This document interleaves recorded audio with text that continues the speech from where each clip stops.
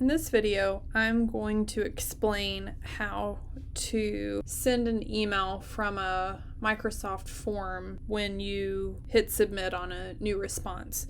This is designed specifically for principal walkthroughs. I'm going to go to my Office account and go to Forms. I've already started a form for this scenario, and I've included things like teacher email, which is something that you'll need to have in your form, and the teacher's name. I have things like grade, date, subject. You will not be able to send the email unless you have the teacher email in your form. Once you're done creating your form, you're going to open a new browser tab and go to flow.microsoft.com.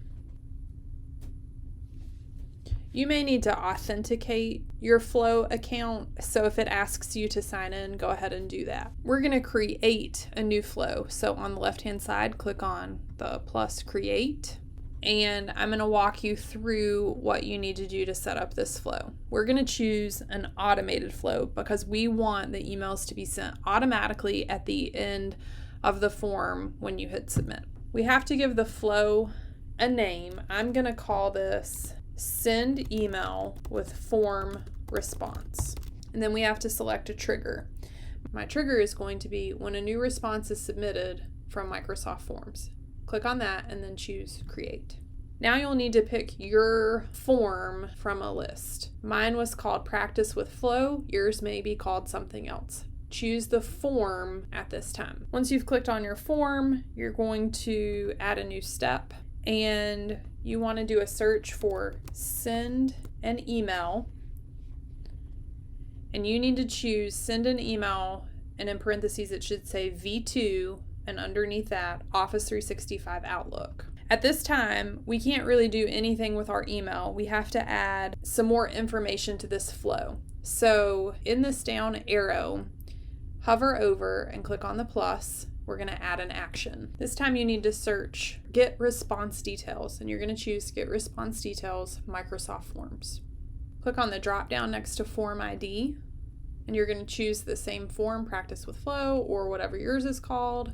And then we need to pick a unique identifier of the response. You'll need to either click in the box or choose Dynamic Content, and we're going to choose Response ID. Now that we've done that, we're ready to go back to the send email portion and work on our email. I'm going to click in the to box, and I want to add dynamic content. This time, we're going to choose teacher email. That was an answer choice from one of our questions, and it's going to go into the to box. And then you're going to type in your subject. I'm going to call this walkthrough. You might want to insert the teacher's name or some other type of dynamic content. It's really up to you. And then I'm going to start working on my body. So I'm going to type in some things before I add in more dynamic content. I know that I need to type in the teacher's name and the rest of my questions.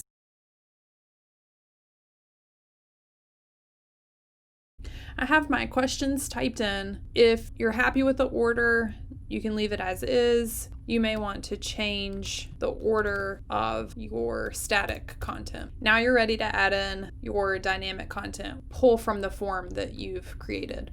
You'll want to add in spaces before you click on your dynamic content. So teacher name, I would click on teacher. The date, I'm going to add in a space and then choose date from my dynamic content list. Subject, space, and then add in my subject and grade, classroom management, technology used, agenda posted, warm up posted. And if there's other things that you need to add, maybe who the observer was, you can still make edits.